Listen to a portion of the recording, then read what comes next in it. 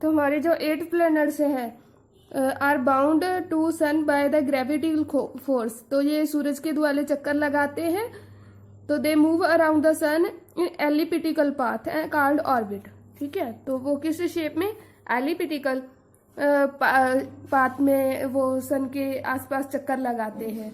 तो मैं आपको एक डायग्राम ड्रॉ करके दिखाती हूँ। पहले हम प्लैनेट्स कर लेते हैं।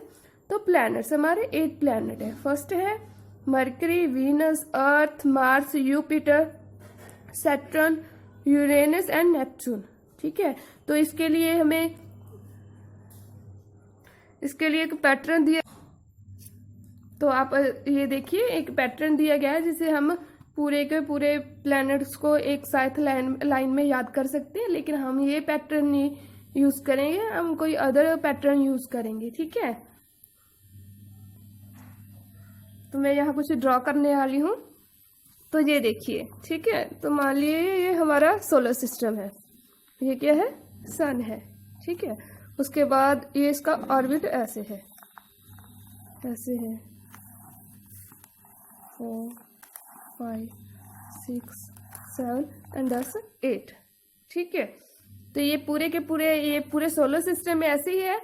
तो ये जो है पूरे के पूरे प्लैनेट हैं, तो सूरज के दुआले ऐसे घूमते हैं। ठीक है, इसे जिस रास्ते पे घूमते हैं उसके क्या बोला जाता है, पाथ। क्या बोला जाता है, पाथ, यानी कि रास्ता। ठीक है, तो वो कौन सा पाथ है, कौन सा रास्ता है, एलिप्टिकल। कौन सा है, एलिप्टिकल। ठीक है, पाथ एक अंडाकार शेप में घूमते हैं, रास्ते पे घूमते हैं हमारे प्लैनेट। जो सबसे पहला प्लैनेट है वो कौन सा है,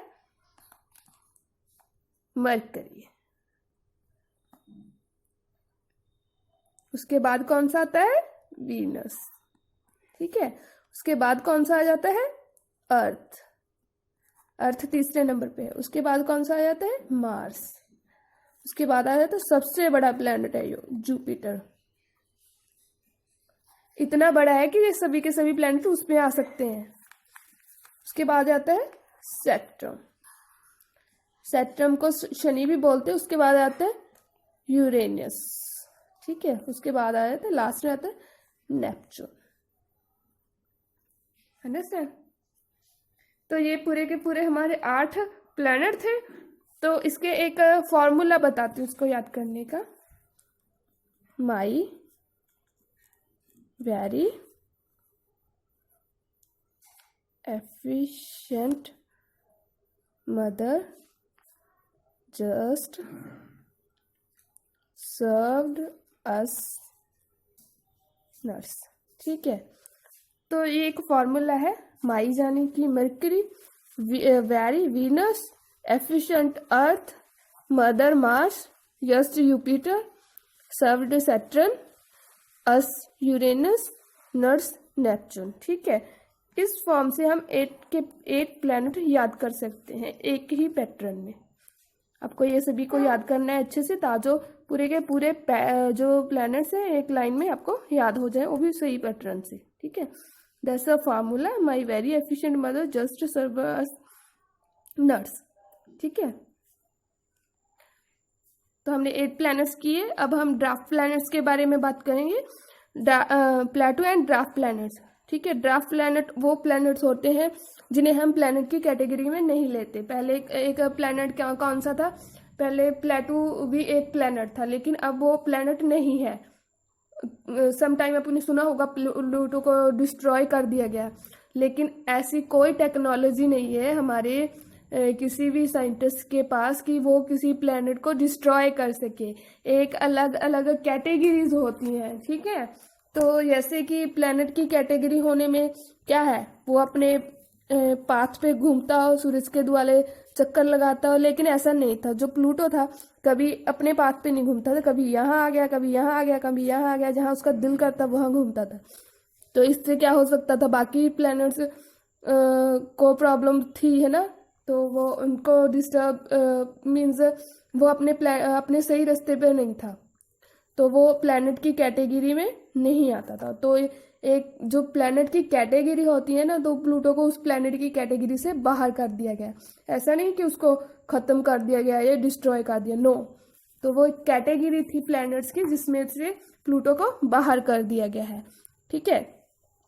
तो Pluto was not a planet, it is classified as a dwarf planet, ठीक है। उसे प्लैनेट की कैटेगरी से निकालकर ड्राफ्ट प्लैनेट की कैटेगरी में डाल दिया गया। रिलेशंस बोलते हैं। ये पूरे का पूरा आपको बुक में पूरे के पूरे प्लैनेट के बारे में दिखाया गया है, क्या क्या इसकी विशेषताएं हैं, सभी प्लैनेट्स की अलग अलग है, सब बताया गया। आप ये रीड कर लेना। उसके बाद कॉमेट्स होते हैं। Comets are small bodies made of ice which orbit around the sun, ठीक है। आपने देखा होगा कि एक कॉमेट्स एक स्मॉल बॉडीज होती है जो सूरज के द्वारा चक्कर लगाती हैं। तो इस एक कॉमेट है, तो वो बाद में करेंगे। और comet also has a tail, ठीक है, इसके पास एक टेल होती है। तो मतलब कि आपने कभी टूटते हुए देखे, टूटते हुए तारे हैं ना, उसे कॉमेट्स बोलते हैं। तो उसके बाद है meteoroids, space debris size ranging from the sand particular, इसे पंजाबी में उल्का पिंड बोला जाता है, उल्का पिंड, ठीक है। तो ये शूटिंग स्टार्स होते हैं। तो ये क्या होता है कि इसे उल्का और उल्का पिंड बोला जाता है, मेट्रोस। जबकि ये टूटते हुए तारे आसमान में खत्म हो जाते हैं, दैट्स आर मेट्रोस, ठीक है।